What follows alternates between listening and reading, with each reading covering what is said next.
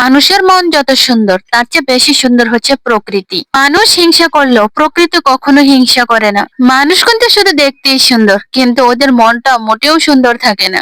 চলার পথে অনেক মানুষকে দেখতে পারবেন, দেখবেন কত আপন হয়ে যায় অল্প সময়, কিন্তু তারা এসে আপনাকে ধ্বংস করে চলে যাবে।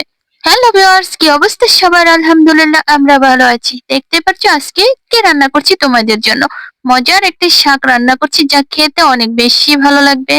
যেকোনো শাক হোক না কেন আমার অনেক অনেক পছন্দ, তাই তো যেকোনো শাকই আমার পছন্দ দেখে বারবার শাক রান্না করি। তো আজকে কিন্তু বাড়ি থেকে আম্মু এই শাকগুলো নিয়ে এসেছে, একেবারে তরতাজা নিজেদের সবজি বাগানের এই শাকগুলা কিন্তু মাশাআল্লাহ দেখতেও খুব সুন্দর ছিল, আর রান্না করার পর একেবারে নরম হয়ে গেছে। অনেক সময় বাজার থেকে শাক আনার পর দেখবে একেবারে সিদ্ধ হতে চায় না, অনেক সময় লাগে। আমি যেহেতু শাকটা বেশি খাই, তাই শাক রান্নার প্রসেস গুলো আমি খুব ভালো জানা আছে, তাই সবসময় চেষ্টা করি ভালো ভালো ফ্রেশ শাকসবজিটাই খাওয়ার জন্য। তো এখন হচ্ছে মাছটা ভাজি করে উঠিয়ে নিয়েছি, আর এখন এখানে দিয়ে দিয়েছিলাম রসুন বাটা, পেঁয়াজ বাটা, তারপর সাথে কয়েকটা কাঁচামরিচও বেটে নিয়েছি।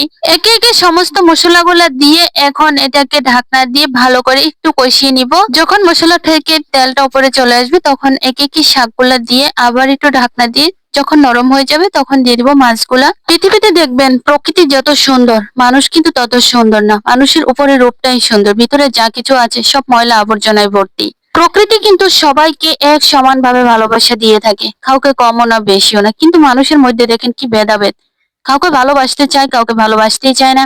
কোনো হিংসা নেই, কোনো ভেদাভেদ নেই, সবাইকে একরকম করে ভালোবাসা দিয়ে যাচ্ছে। যখন বৃষ্টি হয় তখন একরকম ভালোবাসা, যখন রৌদ্র আসে তখন আরেক রকমের ভালোবাসা। মানুষের মধ্যে দেখেন কি ভেদাভেদ, একজন আরেকজনকে দেখতেও পারে না, একজন আরেকজনকে পছন্দ করে না, একজন একজনের ছায়া দেখতে পারে না, কাউকে কেউ মেনে নিতে পারে না। কিভাবে কাউকে আঘাত করবে সেই দিকেই সবার নজর থাকে। কেউ বড় হয়ে যাক এটাও কেউ পছন্দ করে না, নিজের পরিবারের লোকেরাই পছন্দ করে না। ও আমার থেকে বড় হয়ে যাবে এটা কখনো সহ্য করবে না, সবসময় পিছু টানতেই থাকবে যেন ও উপর দিকে না উঠতে পারে। নিজে উঠেছি উঠে যাই, পরের গুলা মূল্য পিছনে পড়ে শেষ হয়ে যাক। শুধু আমি বড় হব, আর বংশের কাউকে বড় হতে দেব না। সবাই নিচে থাকুক, আমি সবাইকে গলা ফুলিয়ে বলতে পারবো আমি বড় হয়ে গেছি। কি অদ্ভুত সমাজ ব্যবস্থা, কি অদ্ভুত পারিবারিক জীবন, কি অদ্ভুত মানুষের মানুষের মধ্যে ভেদাভেদ। সবকিছু নিয়ে কিন্তু মানুষের জীবন, তারপরও বাঁচতে হবে, শিখতে হবে, জানতে হবে।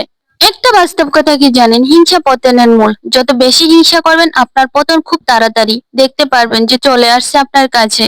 এই সমাজে অনেককে দেখেছি যে হিংসা করেছে তাদের পতন খুব তাড়াতাড়ি হয়েছে, আর যারা বড়দের আর বয়োজ্যেষ্ঠদেরকে সম্মান করে না তাদের পতনও কিন্তু খুব তাড়াতাড়ি হয়ে গেছে। আমি দেখেছি একেবারে ধ্বংস হয়ে গেছে। কখন যে কার কি হবে একমাত্র সৃষ্টিকর্তাই বলতে পারে।